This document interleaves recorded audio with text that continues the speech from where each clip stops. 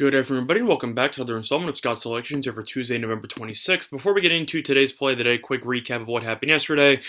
Very unfortunate, we picked up a loss with Bowling Green -2 against Nevada, as they ended up losing by, I don't know, about 20-something to Nevada in that game. Unfortunately, since I make these videos a couple of hours before the games, sometimes you get screwed over by injury information, as we ended up giving up Bowling Green, and then about 10 minutes after I made the video and posted it, Bowling Green announced that their best player was not going to play, and Bowling Green got absolutely destroyed. So, it's unfortunate, happens. Yeah, we've been in a bit of a losing streak, but that's kind of the cherry on top, to be honest. When you actually make a bet, you like the side, and then after you make the video and you put the bet in personally, you realize that there is a Twitter notification that comes out, and it says that the best player has just been announced that he will not be playing.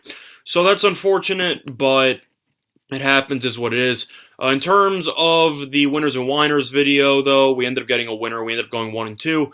So not a great day overall, but as a whole, we'll look to bounce back with another winner on today's card. However, I already gave out the 3 plays that I liked for today's card on winners and whiners, and I don't really like the rest of the card that much. So we're actually going to be looking ahead to a college football line that will be taking place on Friday. Very interesting spread of games for the card on college football. You have some games on today on Tuesday, you have some games on Thursday, then you have a decent amount of games on Friday, and then even more games on Saturday, and then one game on Sunday. They really spreaded the wealth here, and I kind of appreciate that.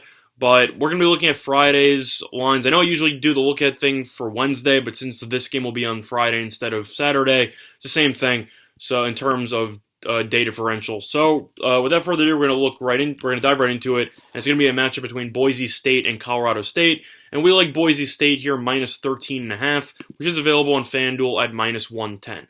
So based on recent matchups, Boise State has dominated the series. They're 4-0 against the spread in the last 4 meetings in Colorado State. They're 5-1 ATS in the last 6 meetings, and the favorite's also 5-1 in the last 6 meetings as well against the spread. So Boise State, based on track record, should be able to cover. If you look at the results of these teams in recent weeks, Boise State's been fantastic. They are 10-1 this season, and they are 7-0 in conference play. And Colorado State does not have any motivational edge here, as they are not fighting for a bowl game. They are 4-7. It is senior day, but at the end of the day, this will be the last game of their college careers. The weather is not expected to be great, as it is expected to be relatively snowy.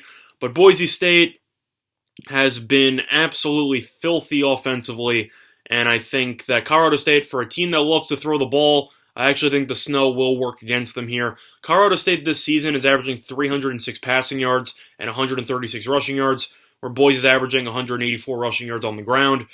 184 rushing yards. So I think that the snow should be able to benefit Boise State even more, as Boise State has the ability to remain balanced offensively and use its ground game to move the chains, where Colorado State does not have that luxury. Boise, though, in their last 4 weeks, they've scored at least 42 points in 3 of their last 4 games.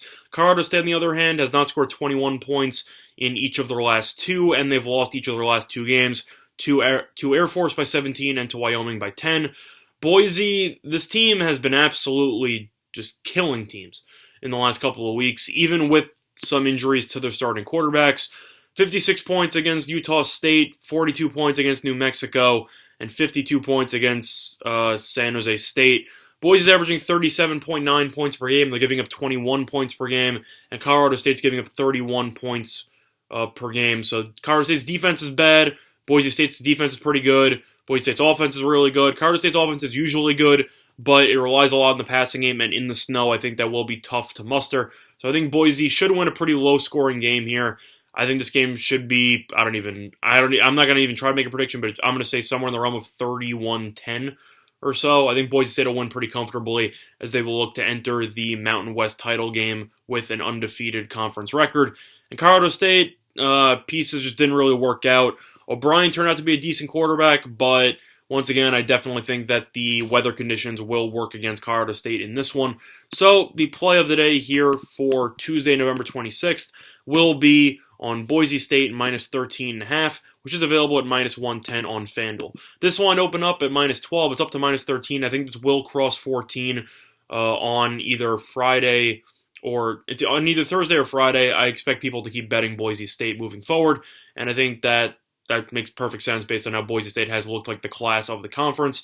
So other than that, though, not really much else to talk about. I already gave out my leans on the winners and whiners page, as well as my 3 favorite plays, so to speak.